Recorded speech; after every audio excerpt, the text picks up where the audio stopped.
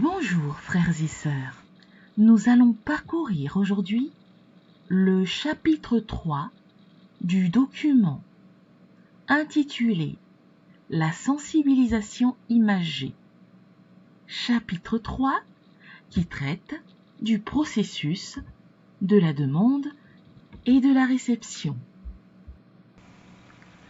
Lisons au nom puissant de l'Éternel Yahvé Sébaoth. Nul ne peut aller chez mon Père sans passer par moi. Jean 14 au verset 7. Je suis le pont, le chemin qui mène chez mon Père. Jean 14 verset 6. Timothée 2 au verset 5 à 6. Et tout ce que vous demanderez à mon Père par moi, il vous l'accordera. Jean 15 au verset 4. Jean 14 au verset 14. Jean 16 au verset 23 et Jean 14 au verset 13. Entre la terre et le royaume de Dieu, au-dessus de tous les autres plans divins, il apparaît donc une sorte de couche que nul humain et que nul esprit ne peut traverser ni percer. Pour entrer dans le royaume de Dieu, pour communiquer avec lui, il n'y a qu'une seule entrée, une seule porte, un seul chemin, un seul pont qui relie le royaume de Dieu et la terre. C'est Jésus. Mais Jésus, étant lui-même Dieu, il occupe à la fois le royaume de Dieu et les autres plans divins, y compris la terre. Tout de suite au-dessous de cette couche imperméable sont placés les bureaux où travaillent les anges et les saints, tous les serviteurs invisibles de Dieu. Beaucoup plus en dessous de cette couche, au voisinage de la terre se trouve une autre couche mince, perméable à tous les bons esprits de Dieu, mais que les esprits impurs ne peuvent pas franchir. En dessous de cette dernière couche se trouvent placés les bureaux de tous les serviteurs de Satan. Entre la première et la seconde couche, c'est la zone qui renferme tous les plans de la merveille de Dieu. Et elle est inaccessible à Satan et à ses serviteurs. C'est également dans cette zone que se meut l'esprit de tout vrai croyant. Et c'est pour cette raison que les sorciers, les magiciens et Satan ne peuvent pas atteindre cet esprit du croyant en Christ. Par conséquent, ils ne peuvent lui faire aucun mal, car pour faire du mal au corps du croyant, il faudra d'abord faire du mal à son esprit. En dessous de cette couche, la plus basse, c'est le règne de Satan, le monde qui est sous son contrôle et dans lequel se situe la terre. Quel est le processus de la demande et de la réception par la prière adressée à Dieu? Dieu veut que tout homme s'adresse directement à lui, sans passer par des intermédiaires.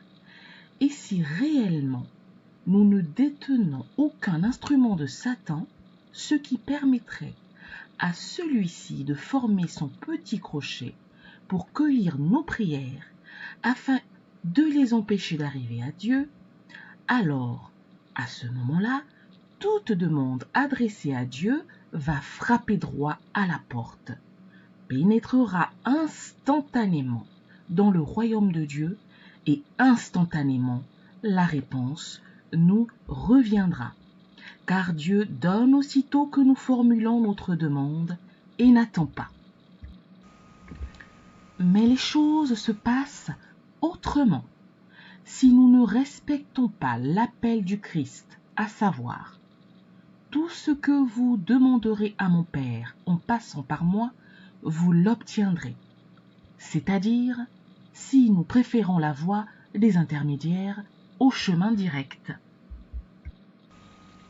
Supposons que nous adressons nos prières à Maman Marie, ce qui est pourtant faux, une infraction notoire, une abomination.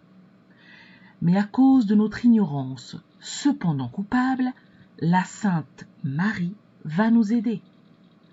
Ainsi donc, nous faisons notre demande à Marie, en direction de son bureau de travail. Celle-ci reçoit la demande, va se déplacer de son bureau à la porte négocier en notre faveur à Jésus-Christ. Recevant la réponse, elle revient à son lieu de travail. Puis par la suite, elle nous envoie ce que nous avons demandé. Lent est le chemin à suivre, et quel retard il occasionne. Mais il se passe encore quelque chose de plus intéressant que cela. Nous savons que de centaines de milliers de personnes prient Maman Marie à la fois dans le monde entier. Marie n'étant pas Dieu, elle ne peut pas résoudre tous les cas à la fois, malgré son dévouement ou son amour pour nous. Elle va donc logiquement procéder à s'occuper d'abord des cas les plus urgents. Pauvre de vous. Si votre cas n'est pas classé parmi les plus urgents, vous devez attendre 1 minute, peut-être 1 heure, 1 jour, 1 semaine, 1 mois. Et pourquoi pas 1 an de plus, car les cas urgents ne manquent pas dans le monde. Alors que quelques fractions de secondes vous suffisaient si vous aviez choisi la voie directe. Oui, nous crions que Dieu est lent à nous répondre, alors que c'est notre faute. Une réponse que vous devriez obtenir en quelques fractions de secondes, voilà qu'elle vous parvient parfois après la mort. Est-ce la faute de Dieu ? Sûrement pas. Car ce n'est pas Dieu qui vous interdit de vous adresser directement à lui. Vous avez le libre choix et donc aussi supporter le fruit de votre entêtement. Mais que se passe-t-il encore à la réception ? Si Satan n'a pas pu parvenir à arrêter votre demande, votre prière, à la réponse, vous ne lui échapperez pas. En effet, Satan surveille le monde entier et, comme un faux postier, il ouvre et contrôle tous les colis d'autrui, à la douane qu'il a établie. Ainsi donc, quand vous faites une prière, vous formulez une demande ou une commande à Dieu. En quelques fractions de secondes, Dieu vous envoie la réponse, votre colis. Dès que le colis atteint la zone contrôlée par Satan, celui-ci le saisit, l'arrête et se dit « Bon, je vais voir si celui-ci aime réellement son Dieu. » Et il attend. Si par votre impatience, vous pensez que Dieu n'a pas compris votre prière, que Dieu ne vous aime pas ou qu'il est injuste, alors Satan triomphe de vous. Il va d'abord vous accuser à Dieu de votre manque de foi. Et il jette après au loin tout ce que Dieu vous a envoyé, car Dieu ne reprend pas ce qu'il a déjà donné. Et finalement, et même Satan se moque cyniquement de vous.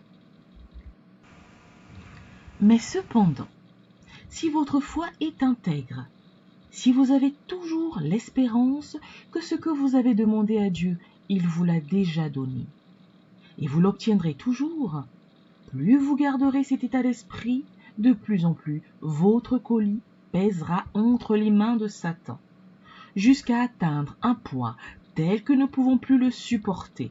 Il lâchera le colis, le laissera tomber, et il vous parviendra. Mais lorsque vous avez une foi très forte, dès que Dieu vous envoie le colis, votre foi accélérera sa descente, si bien qu'arrivé dans la zone du règne de Satan, il atteindra une vitesse telle que Satan, voulant le saisir, le colis glissera entre ses mains sans pouvoir l'arrêter et il vous parviendra instantanément. Ainsi, lorsqu'on demande à Dieu, la réponse peut être obtenue en quelques fractions de secondes, en 1 minute, 1 heure, 1 jour, une semaine, un mois ou encore plus, selon le degré de votre foi.